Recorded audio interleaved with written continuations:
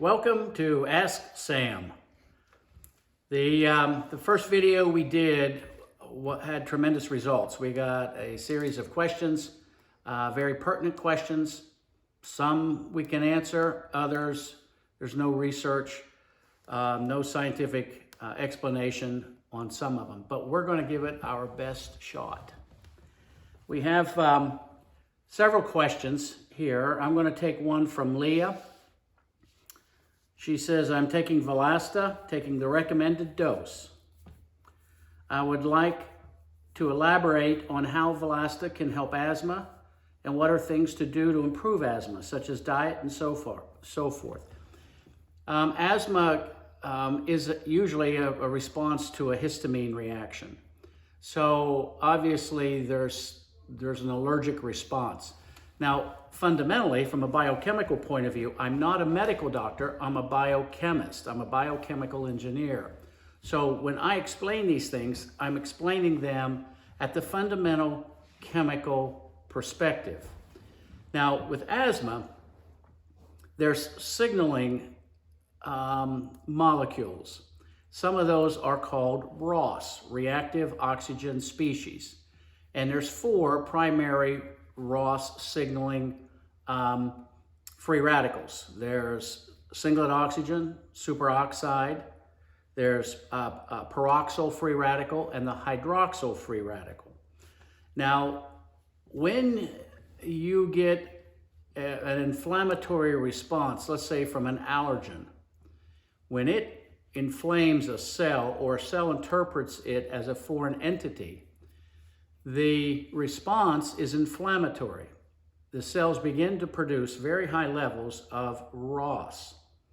Typically, it's the hydroxyl free radical.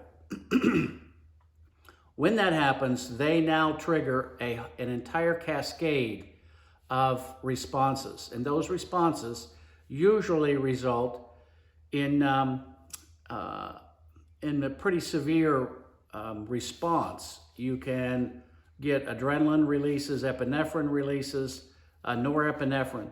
But always keep in mind, when the human body comes under stress, there's one rule to always apply, and this is why we get mucus buildup in our lungs from ARDS, from COVID. We get water to form on blisters when we get burnt. The solution to pollution is dilution. Our body is very good at flooding an inflamed site with fluid. That is one of the quickest responses. That fluid is usually lymphatic type fluids, the quick acting defense mechanism with the neutrophils, the basophils. In the brain, you can have astrocytes and microglia, but they respond very, very quickly. In the process of responding, they can generate even more of an inflammatory response. So now you can see the auto-acceleration of any sort of inflammatory disease. In asthma, it can feed on itself if there's not a brake put on the system. In inflammation, there's a interleukin 6 is one that creates an inflammatory response.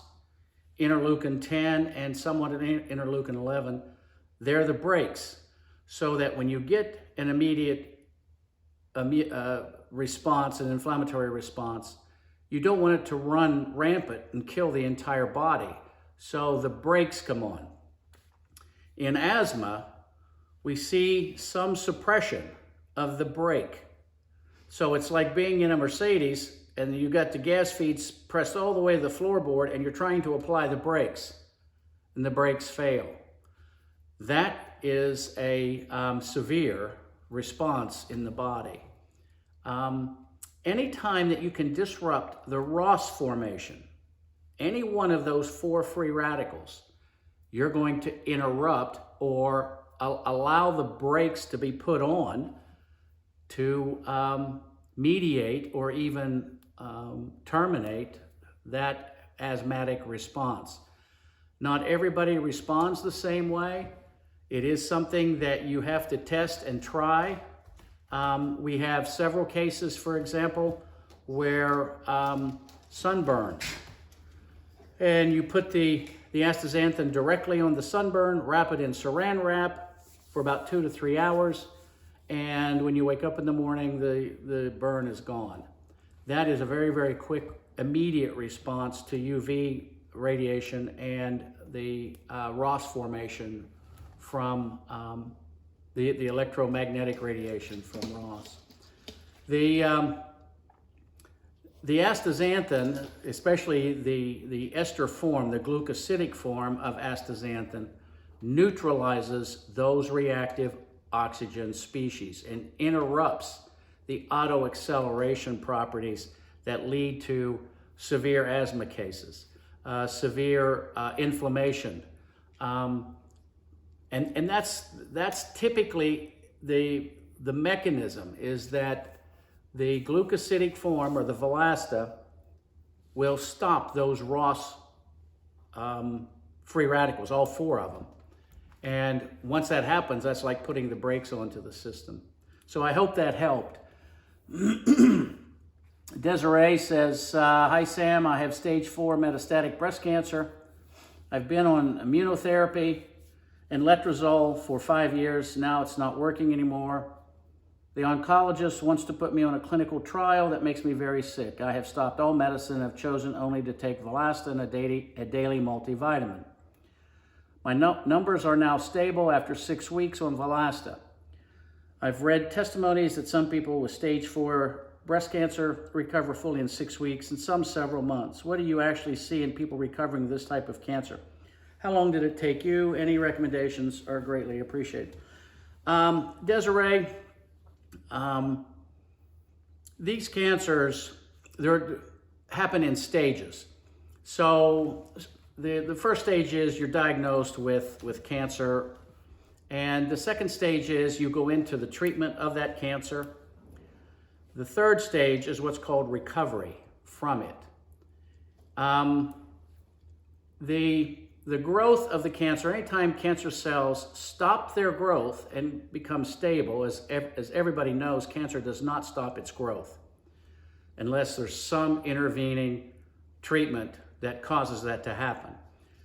So as cancer begins to grow, you intervene with something, whether it's chemo, radiation, Vlasta, whatever it is, and it goes stable, it flattens out. And sometimes it's done by CA numbers. So you can have cancer antigens or the embryonic antigens, the CEA numbers. They have a tendency to increase. So when you go on chemo or you go on Vlasta, oftentimes people will see their CA numbers continue to increase pretty dramatically.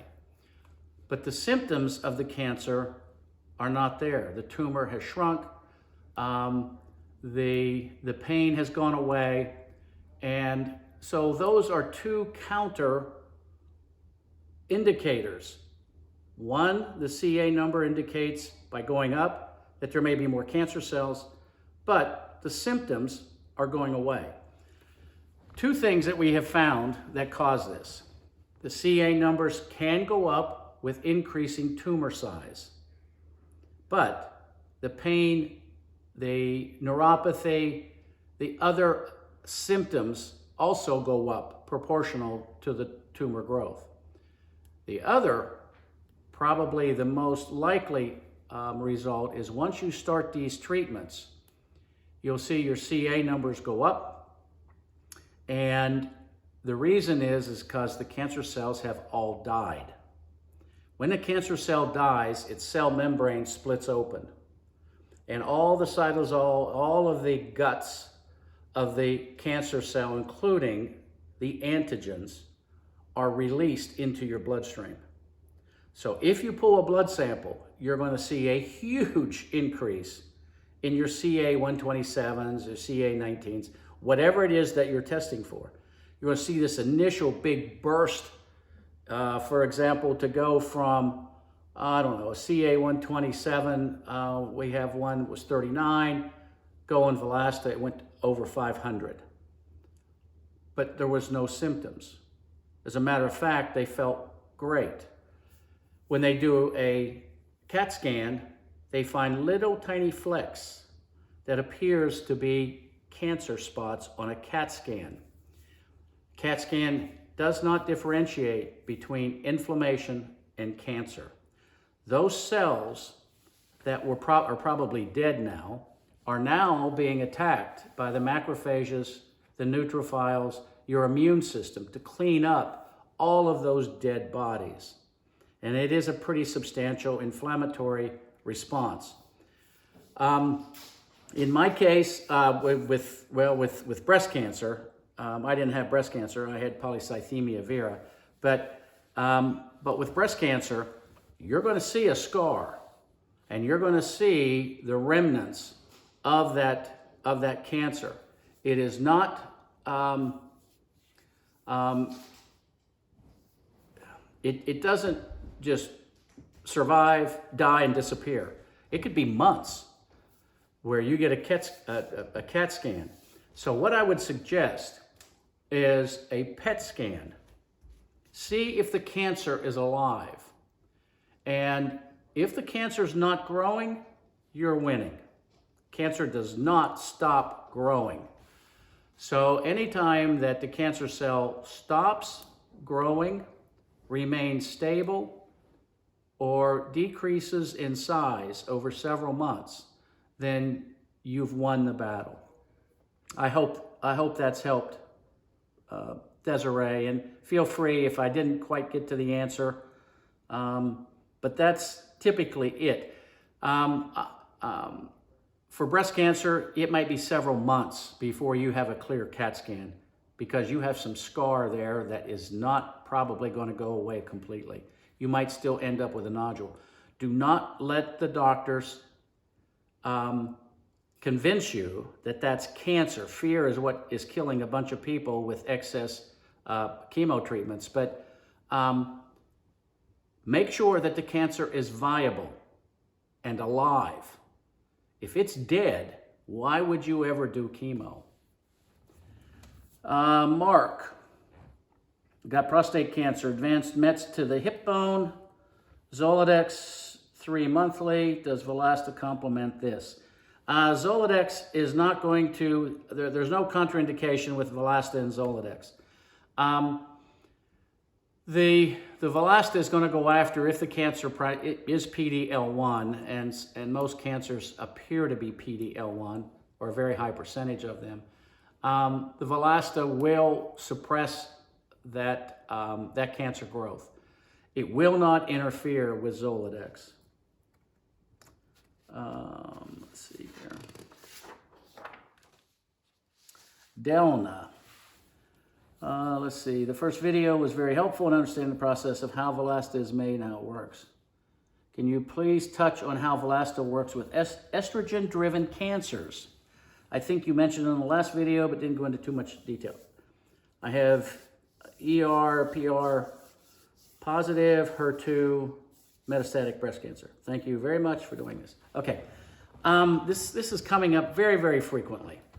There is no scientific evidence that Vlasta causes cancer or enhances cancer growth. Zero. There is no evidence to that. Now, how does it affect estrogen-based cancers? Estrogen receptors on the cancer cell are prolific in some cases. So the tumor cell creates it, gets some of its energy from estrogen, or the free radicals that estrogen, when it makes a contact onto the receptor, generates a very high concentration of free radicals inside the cancer cell. The cancer cell needs that ROS, those reactive oxygen species. It does several things. It lowers the pH of the cancer cell and protects it. It also is a signaling mechanism to increase more defense mechanisms against the immune system. ROS is your enemy when it comes to cancer. Estrogen itself is not causing the cancer.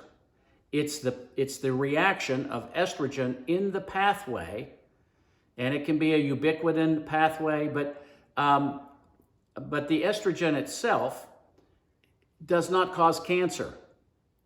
It's the reaction of the estrogen at the receptor resulting in a mutated cancer cell producing high levels of reactive oxygen species.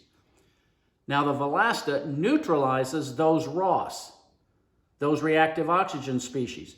So you have this huge pathway of estrogen touching the receptor sending electrical signal into the interior of the tumor cell. The tumor cell in the mitochondria then generates ROS. The ROS then mutates, migrates out of the cell and can mutate and actually causes even a faster growth and no apoptosis. Cancer cells are immortal, they won't die. Now, astaxanthin slices in between and eliminates the ROS, the communicating signaling effect that causes the cancer cell to perform its negative activities. The estrogen is always going to be there. Vlasta intercepts it. Vlasta does not increase estrogen levels. It does not increase progesterone levels, but it will eliminate the inflammation that would destroy estrogen production or progesterone production. So once you reach a new homeostasis, a new equilibrium, you may see your estrogen levels increase. But keep in mind that it's the lack of glutathione, the antioxidant, that Vlasta takes the place of, and it will neutralize. There's thousands of National Institute of Health articles on this. It directly neutralizes the reactive oxygen species. The next question, Danny, a question we had was regarding Vlasta affecting hormone-positive cancers. We're seeing people claim that Vlasta is bad for, in my wife's case. Yeah, we're seeing that too. There's no evidence of it. People are even going online saying that Vlasta causes cancer. What a stupid thing to say. That has never been documented, and to the contrary, it doesn't. So people who make those comments are dealing in absolute ignorance. So as far as the hormones, I dealt with those. It's not so much the hormones, it's the ROS. And please feel free to, you can Google NIH and estrogen and ROS, R-O-S.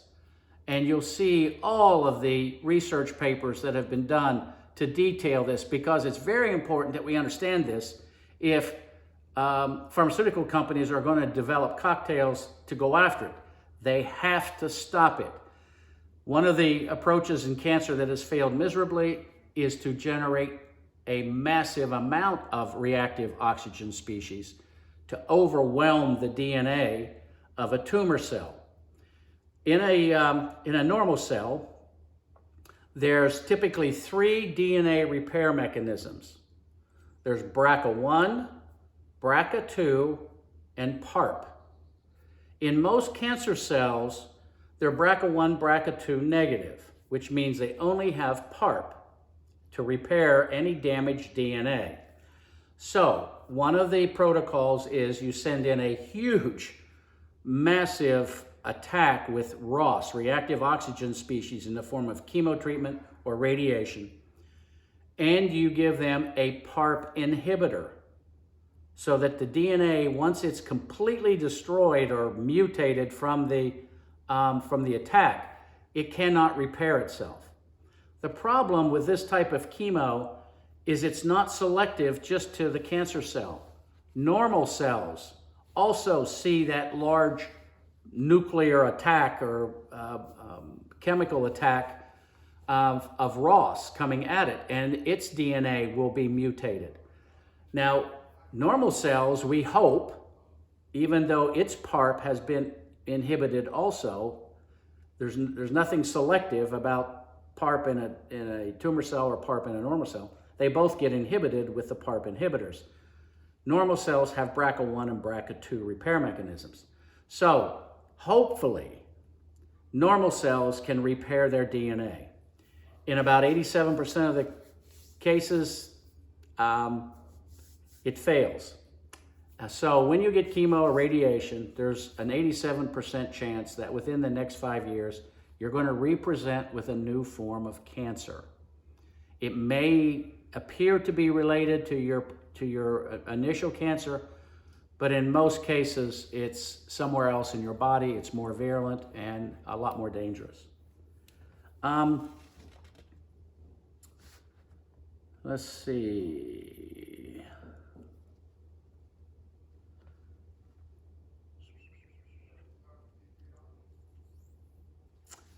There's no evidence at this point to show that Vlasta in any way cancels out any supplements.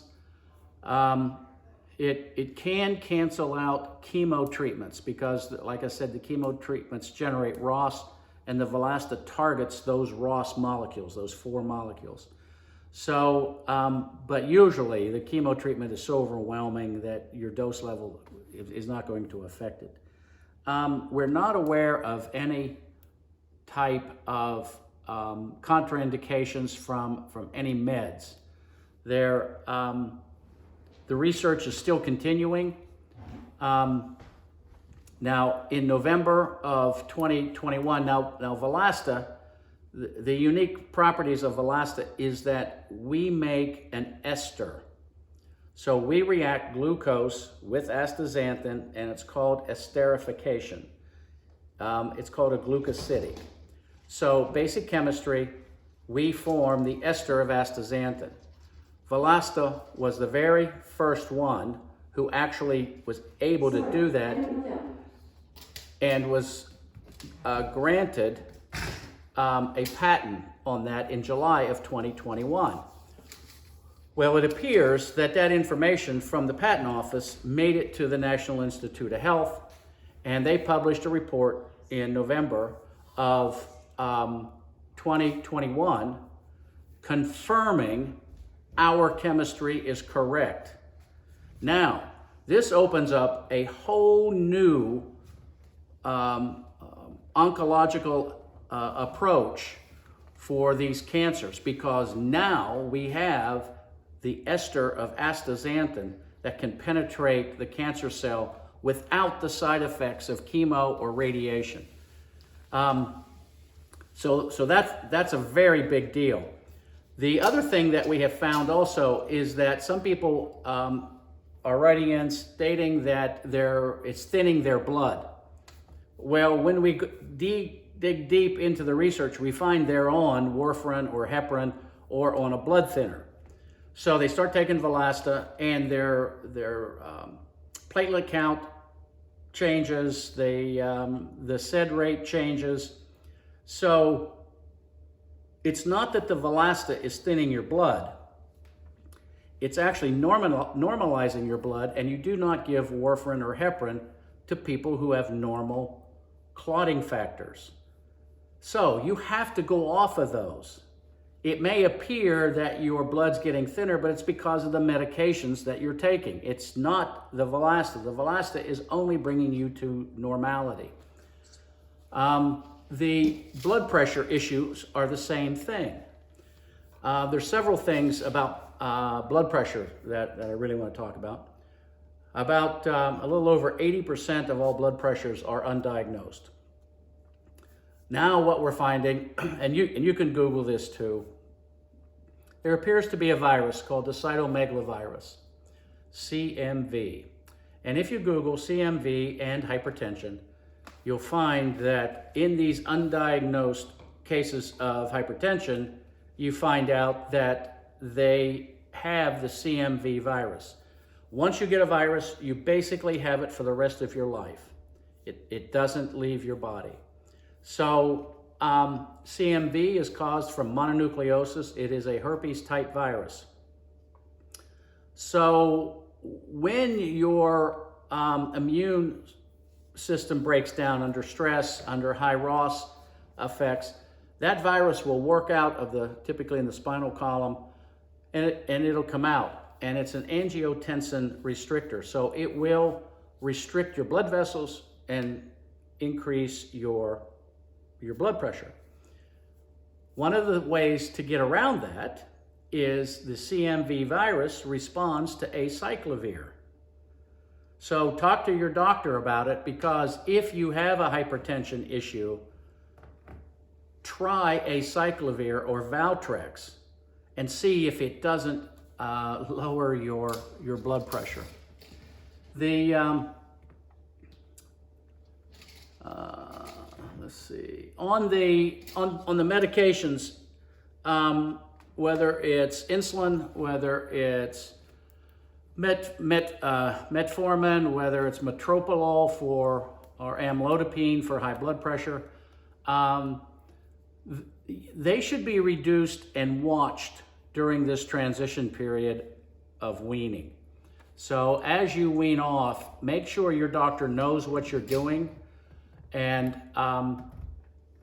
monitor your blood pressure every day. If it's a blood pressure issue, monitor your blood sugar levels 30 minutes before lunch.